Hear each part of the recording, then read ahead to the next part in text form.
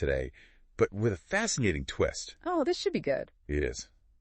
Our guide is John Chavez, and his book, 17, 18, 19, Redshirting Education, is not your typical parenting book. I've heard of it. Yeah. He comes at this not just as an educator, but get this, as a football coach. Interesting. So we're talking about someone who's spent over 20 years in the classroom, but also nearly 3 decades coaching football and baseball. You got it. And he's currently a TV commentator for high school football, so he's got a unique perspective on this. Definitely seeing these kids both on and off the field. And here's the kicker. He actually redshirted all 3 of his sons. All right, parents.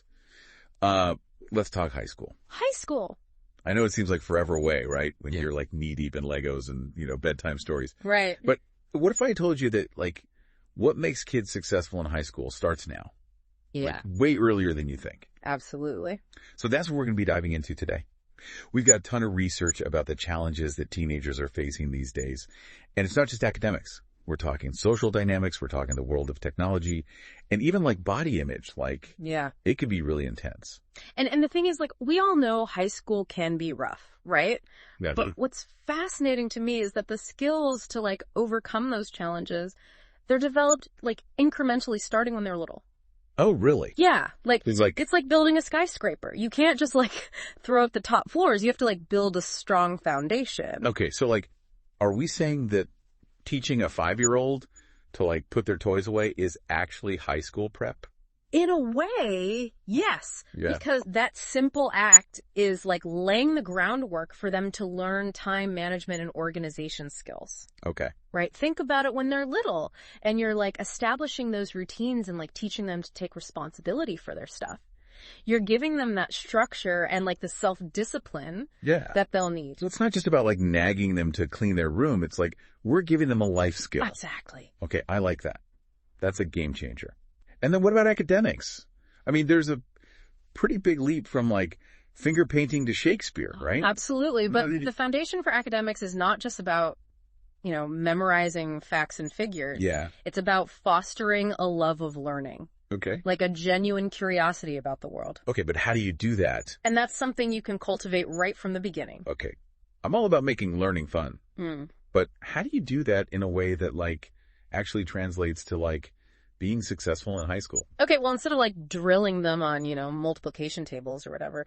Right. Turn math into a game. Okay. Like bake cookies with them and let them measure the ingredients. Right. Or like build a fort and talk about geometry and spatial reasoning. Right. When you tap into their natural curiosity and like make it an adventure, you're setting the stage for them to embrace challenges and not shy away from them. I like that. So it's about making those connections to the real world. Yeah. Okay, but what about the social jungle of high school? Yeah. All the peer pressure fitting in, all the drama. Right. How do we prepare them for that? Well, the good news is social skills are learned.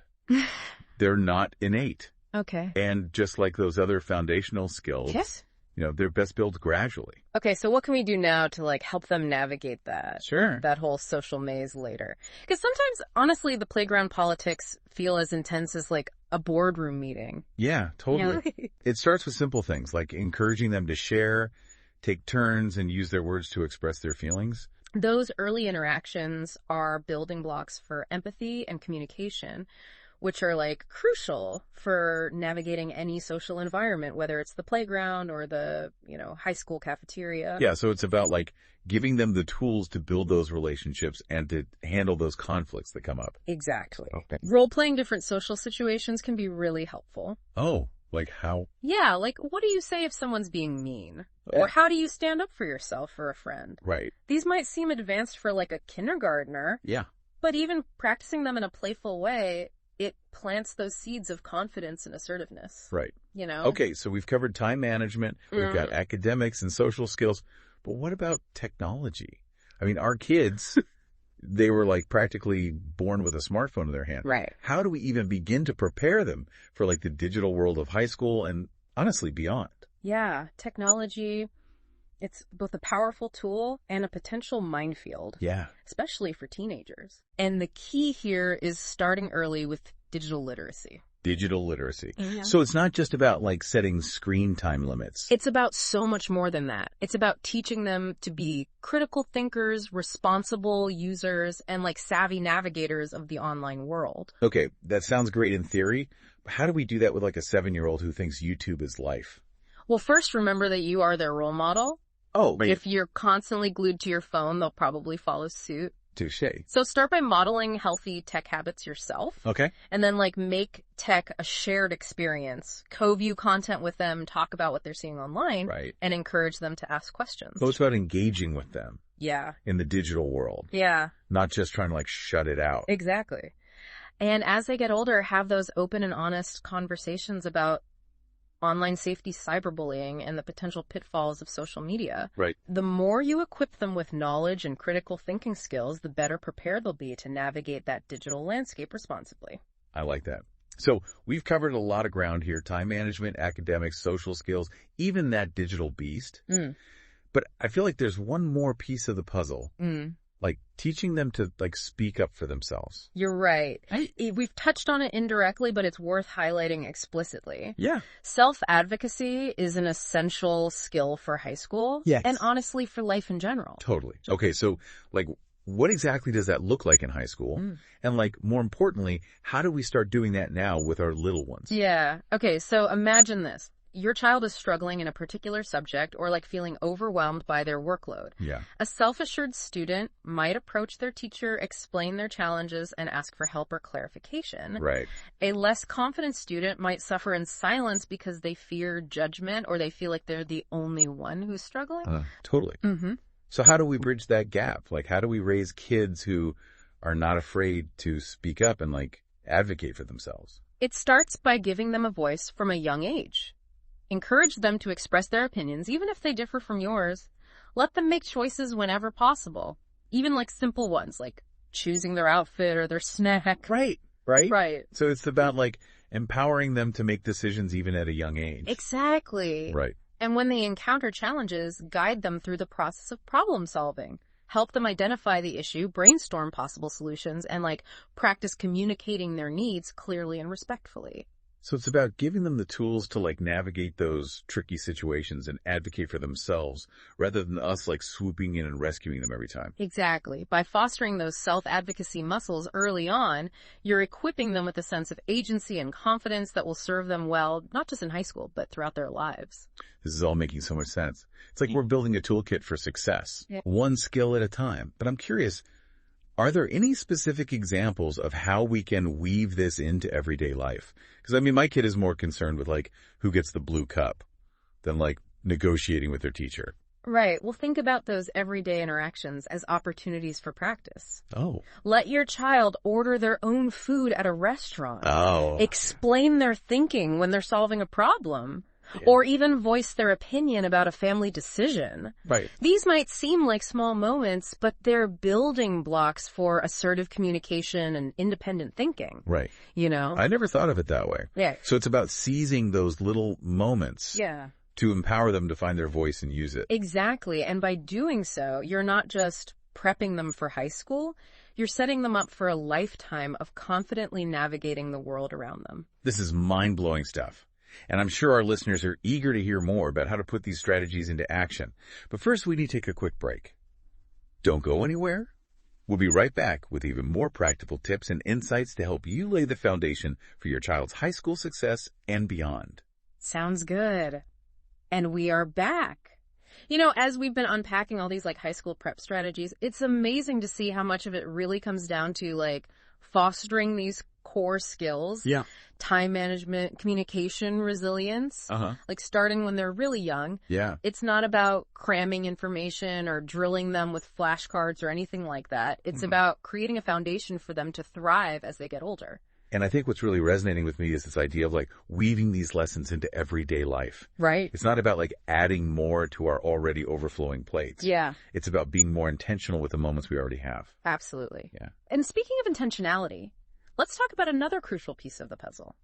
Emotional intelligence. This is something that plays a huge role in navigating all the ups and downs of adolescence, and it's something we can start nurturing now. Okay, emotional intelligence. Right. So is this about like teaching our kids to identify their feelings and express them in a healthy way? That's a big part of it, yes. But it goes even deeper than that. It's about helping them understand and manage their own emotions, as well as recognizing and empathizing with the emotions of others. Okay, I can see how that would be so crucial in like the high school pressure cooker. Right. When everyone's hormones are raging and the social dynamics are just like constantly shifting. Yeah. Being able to understand and like navigate those emotional currents must be a superpower. It really is. Yeah. I mean, think about it. A teenager who can recognize when they're feeling stressed or overwhelmed is more likely to seek help or find healthy coping mechanisms. Right. Someone who can understand and empathize with a friend's perspective is more likely to build strong, supportive relationships. Okay, I'm convinced. Emotional intelligence is definitely going in the high school survival kit. But like, how do we teach that? I mean, sometimes I struggle to understand my own emotions. Right. Let alone explain them to like a 5-year-old. Well, remember, it's a gradual process. Start by simply labeling emotions. Okay. If your child is upset, say, "You seem frustrated right now." Okay. Help them connect those feelings to physical sensations. Like, do you feel your heart beating faster? Are your hands clenched? So we're helping them become aware of their own internal landscape. Exactly. And as they get older, you can start introducing more nuanced vocabulary for emotions. Uh-huh. Instead of just happy or sad, explore words like content, disappointed, anxious, excited. Okay. The richer their emotional vocabulary, the better equipped they'll be to understand and express themselves. This is fascinating stuff. And it makes me realize that we're not just prepping them for high school, we're equipping them with skills for life. Absolutely. Emotional intelligence is crucial for success in relationships, careers, overall well-being. For sure. Okay, so we've got emotional intelligence covered. Yeah. What about all the other stuff that comes with adolescence, like the physical changes, the peer pressure, the inevitable drama? How do we prepare our kids for all of that? Well, as you said, adolescence is a time of immense change. Yeah. Both physically and emotionally. And while we can't field them from every awkward moment or social mishap, we can equip them with the tools to navigate those challenges with resilience and confidence. Okay, so what are those tools? Because honestly, sometimes I feel like I'm back in high school myself when I see what my kids are dealing with. It starts with open and honest communication. Let's talk about those physical changes first. It might feel awkward, but having age-appropriate conversations about puberty and body image is crucial. So no more shushing them when they ask where babies come from. Exactly. Answer their questions honestly and directly. And remember, this isn't just a one-time conversation. It's an ongoing dialogue. As they grow and their bodies change, their questions and concerns will evolve too. Right. And I imagine this is especially important in like the age of social media where there are all these unrealistic beauty standards constantly bombarding them. Absolutely. That's where building a strong sense of self-esteem comes in. Yeah. Help them recognize that true beauty comes in all shapes and sizes, and that their worth is not defined by their appearance. So it's about fostering that inner confidence. Right. They can't be shaken by external pressures. Exactly. And that confidence will be invaluable when it comes to navigating peer pressure as well. Ah, yes, peer pressure. That dreaded force that can make even the most level-headed teenager do things they wouldn't normally consider. It's a powerful force indeed. But we can arm our kids with strategies to resist it. Okay. Start by role-playing different scenarios. Oh. What do you say if someone offers you drugs or alcohol? Right. How do you stand up for yourself if someone is pressuring you to do something you're not comfortable with? So we're giving them the scripts. Right. And the confidence to assert their boundaries. Exactly. And it's also about helping them understand that it's okay to be different, to have their own opinions and values, even if they don't align with the crowd. Because ultimately fitting in shouldn't come at the cost of compromising their integrity. Precisely. And that leads us to another crucial element of navigating adolescence: building healthy relationships. Yeah, because let's face it, high school is a breeding ground for all kinds of relationships. Friendships, first loves, frenemies. Right. You name it. And while we can't choose our children's friends for them, we can help them develop the skills to form healthy, supportive relationships. Okay, so what does that look like in practice? It starts with modeling healthy relationship dynamics ourselves. Okay. How do we communicate with our partners, our friends, our family members? Right. Are we respectful, empathetic, supportive? Our children are watching and learning from us even when we don't realize it. That's a powerful reminder. Yeah. So we're not just talking the talk, we're walking the walk. Exactly. And we can also equip them with specific skills like conflict resolution, active listening, assertive communication. Yeah. These are tools that will serve them well in any relationship, romantic or otherwise. It's about giving them the foundation to build strong, healthy connections. Right. Even amidst the drama and chaos of high school. Exactly.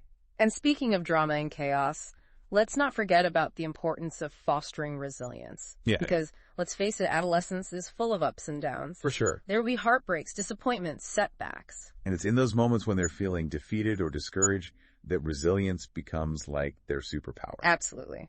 And that's a muscle we can start strengthening now. Okay. But how do we teach resilience to a child who throws a tantrum when they don't get the blue cup? Well, it starts with how we respond to those tantrums, or any setbacks for that matter. Okay. Instead of immediately swooping in to fix the problem or shield them from discomfort, we can guide them through the process of coping with those difficult emotions. So it's about letting them experience those bumps in the road, but giving them the tools to navigate them. Exactly. Help them identify their feelings, brainstorm possible solutions, and remind them that even though it's hard right now, these feelings will pass. So we're teaching them that setbacks are a part of life, but they don't define us. Precisely. And by doing so, we're fostering that inner strength and grit that will help them bounce back from challenges. Yeah. Whether it's a bad grade, a lost game, a broken heart. Wow, we've covered so much ground today. Yeah. It's amazing to see how all these skills are interconnected. Right. And how those seemingly small moments of childhood can actually lay the foundation for high school success and beyond. It really is. And, as we wrap up this deep dive, I think it's important to emphasize that we're not just talking about academic, social skills, or even emotional intelligence. Yeah. We're talking about raising well-rounded human beings. It's a beautiful way to put it.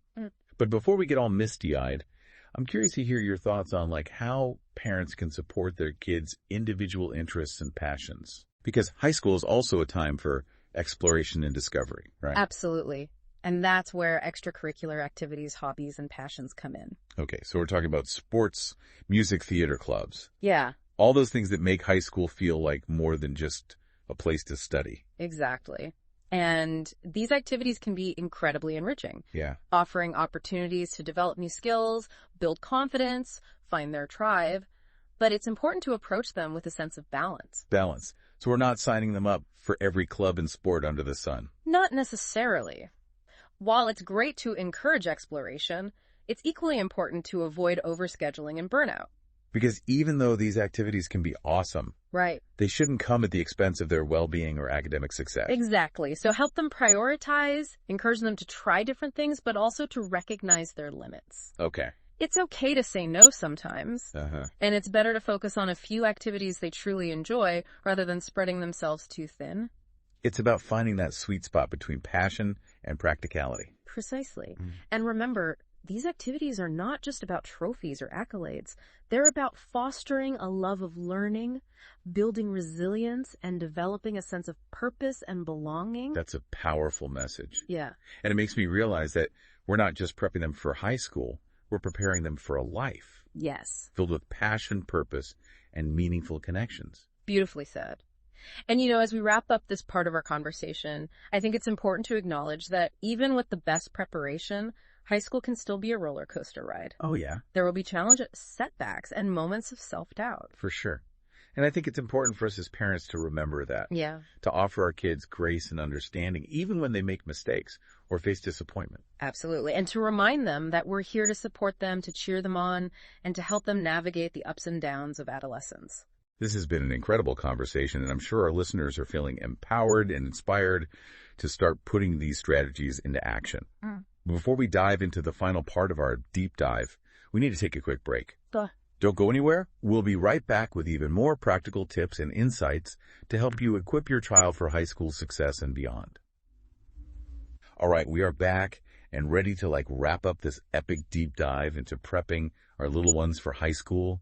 I don't know about you, but I feel so much more empowered. I actually have a roadmap for navigating these next few years. I'm so glad to hear that. And, as we've been talking about, it's not about turning our kids into mini adults or pressuring them to be perfect. Right. It's about giving them the tools and the support to navigate the challenges and the opportunities of adolescence with confidence and resilience. It's about setting them up for success, not just in high school, but in life. Absolutely. And I think that's a message that every parent can get behind. For sure.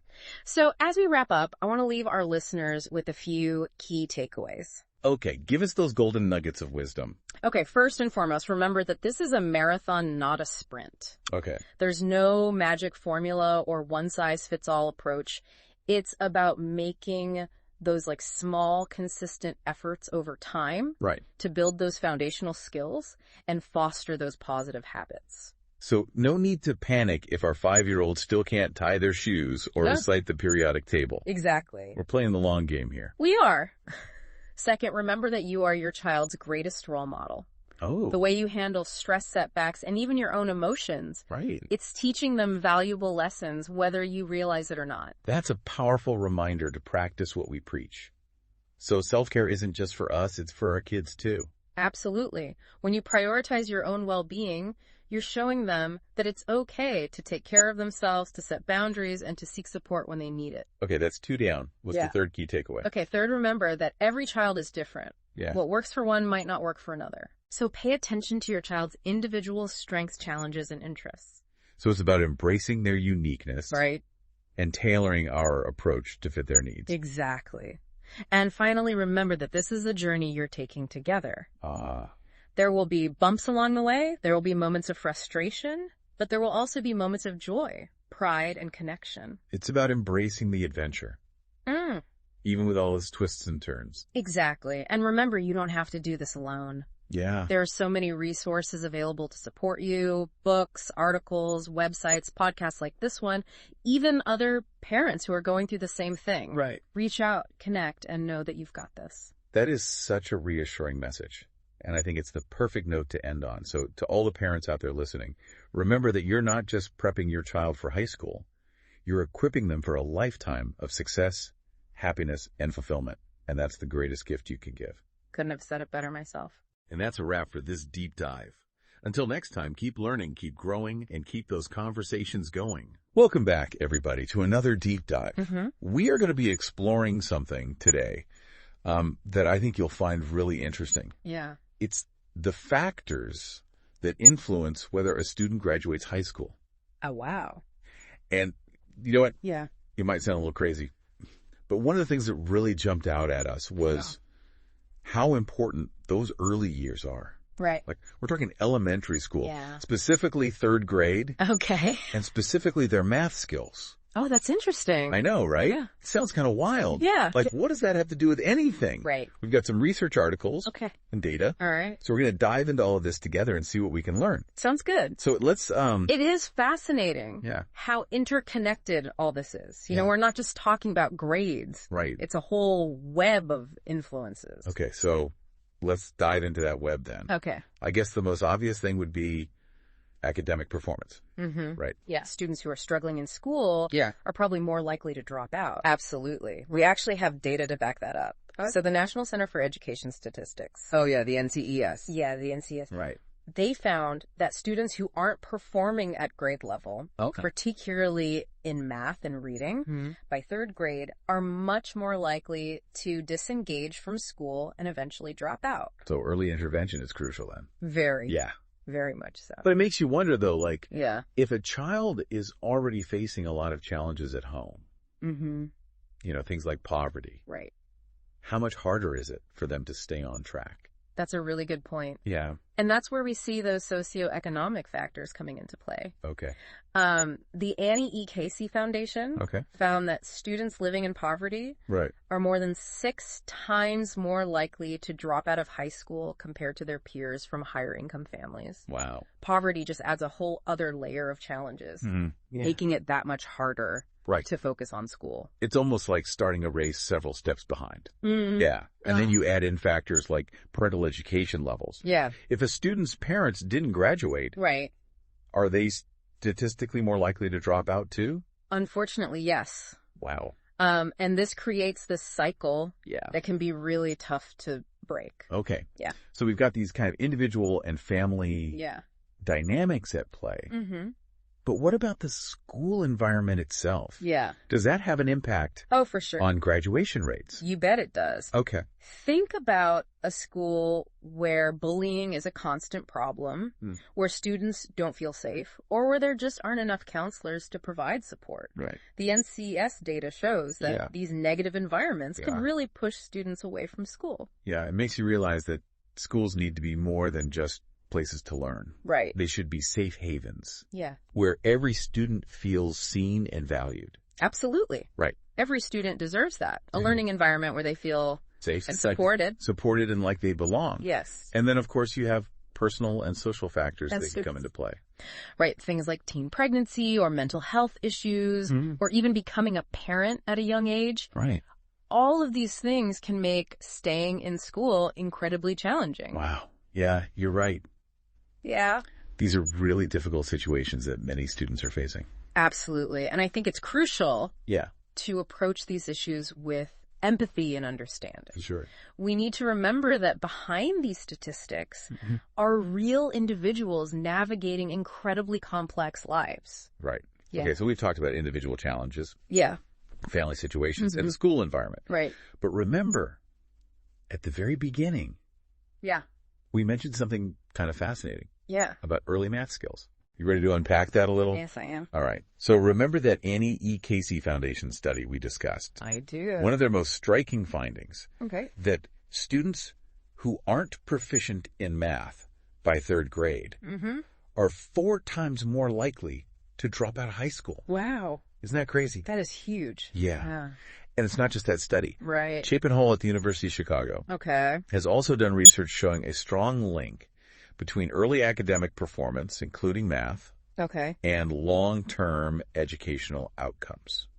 So those early math skills Yeah. are really laying a crucial foundation for everything that comes later. It's like a building block. Yeah, think of it this way. Math is like a building block for so many other subjects. Right. It's essential for science, technology, and countless other fields. Yeah. If you don't have those foundational math concepts down early on, Right. it becomes that much harder to succeed in more complex subjects later. And if you're already dealing with disadvantages, Yeah. like poverty or lack of support at home, Right. falling behind in math early on can trigger that domino effect we talked about. Absolutely. That impacts your entire educational journey. It creates a cascade of challenges that can be incredibly difficult to overcome. Okay. Yeah. So we've seen that early math skills play a critical role, Right. often underestimated, Yes. in a student's long-term academic success. Exactly.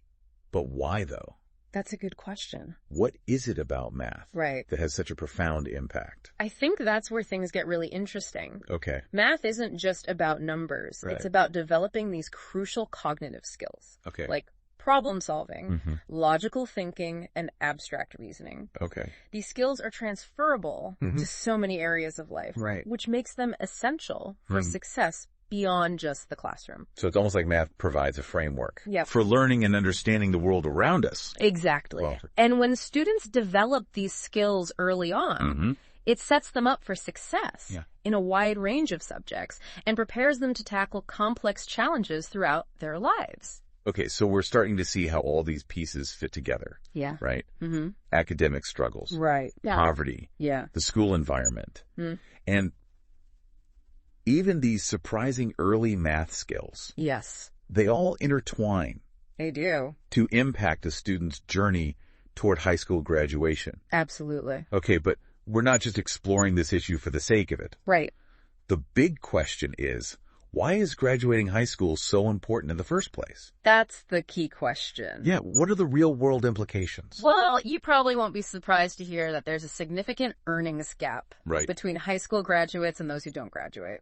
Yeah, we all know that. Right. But we're talking about a real tangible difference in income over a lifetime. Right, but it's about more than just earning potential, too. Oh, like, what about the other benefits Yes. that come with graduating? Graduating high school is about so much more than just a piece of paper. Okay. It's about opening doors to opportunity, setting yourself up for a better future, and having the chance to contribute to society in meaningful ways. So it's not just an individual accomplishment. It's about contributing to the well-being of our communities as a whole. Precisely. Okay. And the data really underscores this point. Okay. So, for example, let's take a look at unemployment rates. Mm-hmm. They're significantly higher Right. for those without a high school diploma. Yeah. And sadly, studies show that those who don't graduate are also more likely to rely on public assistance Oh, wow. and face higher incarceration rates.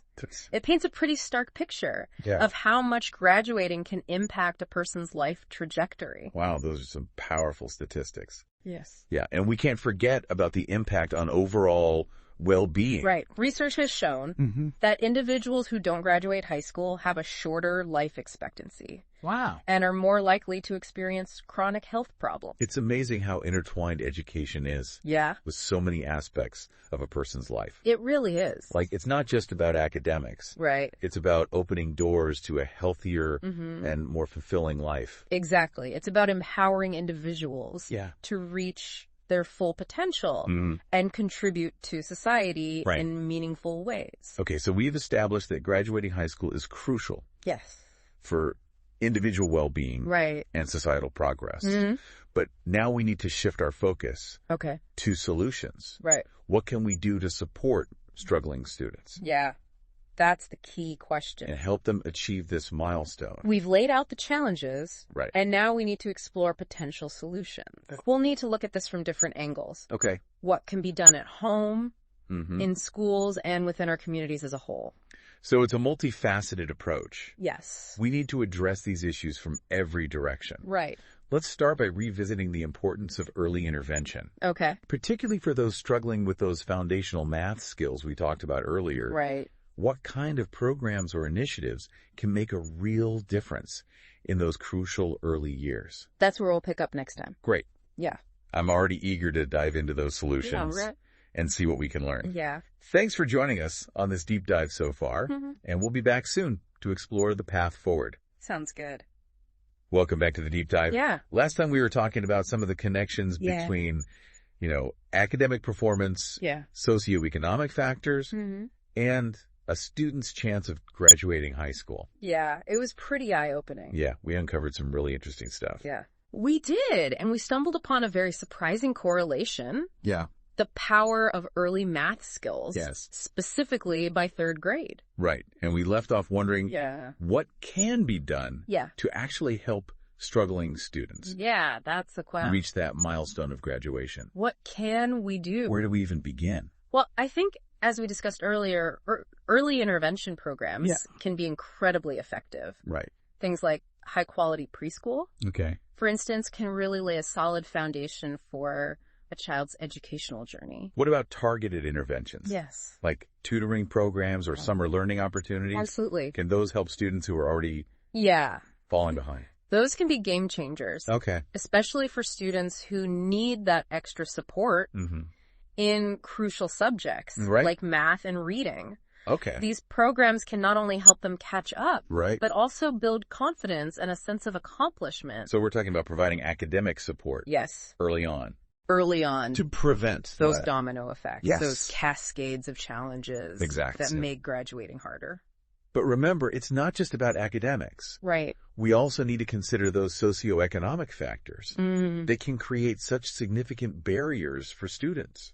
You're bringing us back to the reality that for many students, school is just one piece of a much larger puzzle. Exactly. They might be dealing with poverty, unstable housing, lack of access to basic necessities. Absolutely. And all of those things can make it incredibly difficult to focus on schoolwork. So much harder. Yeah. So we need to think about how we can provide support beyond the classroom. Yes. So things like affordable housing initiatives, access to healthcare, maybe even job training programs for parents. All of these can contribute. Yeah, creating a more stable and supportive environment. Exactly. For families, which in turn can help students succeed in school. It's about addressing the root causes of these challenges. Not just the symptoms. Right, and let's not forget about the crucial role that schools themselves play in all of this. Yes. We need to create learning environments that are safe, supportive, and engaging for all students. So we're talking about things like anti-bullying programs, Yes. mental health resources, Absolutely. robust counseling services. All of these are critical components Right. of a healthy school environment. Right. We also need to ensure that teachers are well equipped to support students from diverse backgrounds and with varying learning styles. Okay. And this might involve professional development opportunities Okay. that focus on culturally responsive teaching practices and strategies for differentiating instruction. It's about recognizing that one size doesn't fit all Exactly. when it comes to education. Right. Each student has Unique needs and challenges. unique needs and challenges. We need to move away from a standardized approach Okay. and embrace individualized learning. Speaking of individual needs, Yes. you mentioned something earlier about Yes. developing cognitive skills and self-control Yes. in high school seniors. The research we reviewed really highlighted those as Yeah. being crucial for academic success. Okay. And I think that giving students opportunities to develop these skills, maybe through project-based learning Okay. or inquiry-focused activities, Right. could be really beneficial, Okay. particularly in STEM fields. So it's about moving beyond Yeah. traditional lectures and textbooks Right. and creating more engaging and interactive learning experiences. Exactly. When students are actively involved in their learning, they're more likely to retain information and develop those critical thinking skills Right. that are so essential for success in college and beyond. Okay, so we've covered early intervention, Yes. addressing socioeconomic factors, and creating supportive school environments. Right, right. But what about the broader community? What role can community organizations and businesses play in supporting students? I think this is where things get really exciting.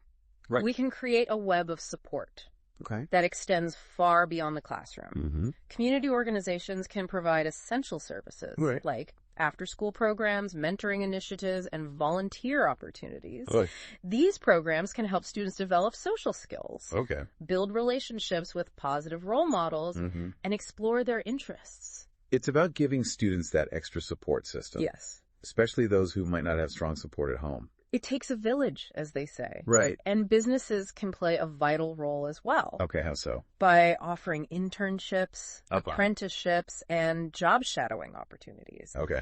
These experiences can expose students to different career paths, Okay. help them develop valuable skills, and show them how what they're learning in school connects to the real world. It's about bridging that gap Yes, between the classroom and the workplace. exactly. Letting students see the relevance. Showing them the possibilities Right. and inspiring them to pursue their dreams. So we've got these big picture solutions. Yeah. Early intervention, Yes. family support, school reform, Right. community partnerships. Absolutely. But I'm also thinking about individual actions. Yes. Yes. What can we do in our everyday lives Right. to support students?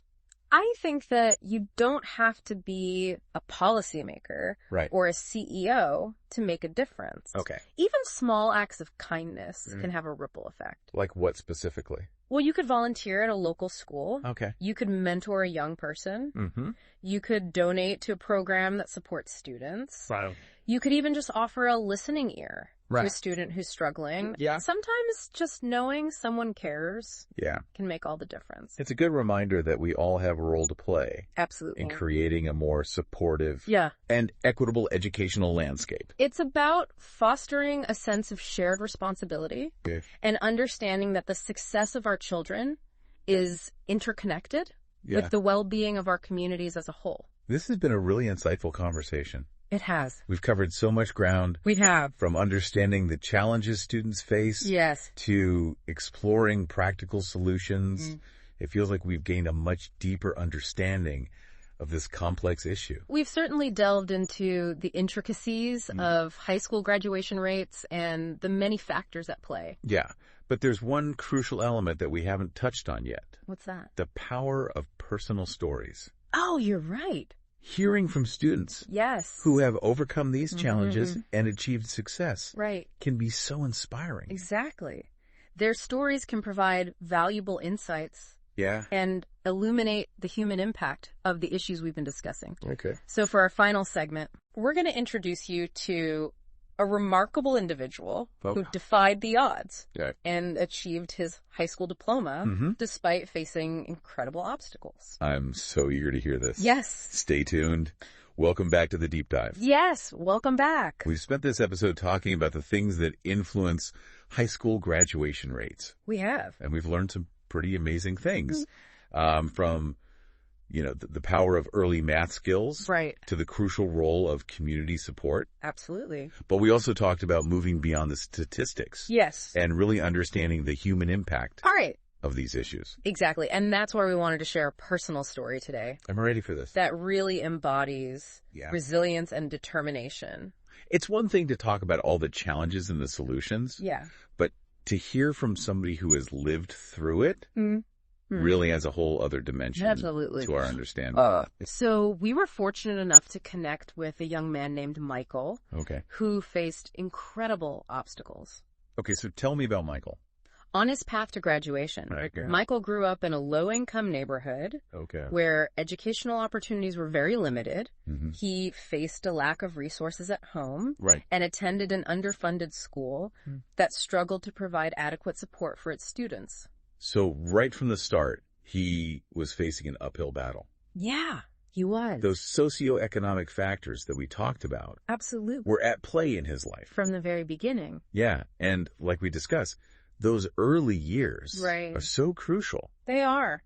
Michael struggled in elementary school. Yeah. Particularly with math, which, as we know, can have a really significant impact. Yeah. On future academic success. It's like that cascade effect we talked about. Right. One challenge leads to another. And it becomes more and more difficult to break free. To break free from that cycle. So what was the turning point for Michael? Well, in middle school. Yeah. Michael had the good fortune of meeting a dedicated teacher who saw his potential and refused to let him fall through the cracks. Okay. This teacher went above and beyond, providing extra help after school, connecting Michael with tutoring resources, and simply believing in him when he doubted himself. That's amazing.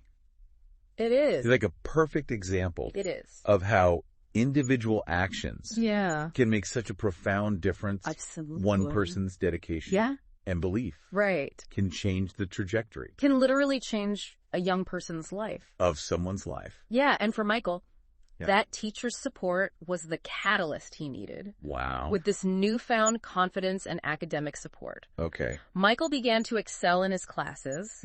He discovered a passion for science. Oh, wow. And even joined the school's robotics club.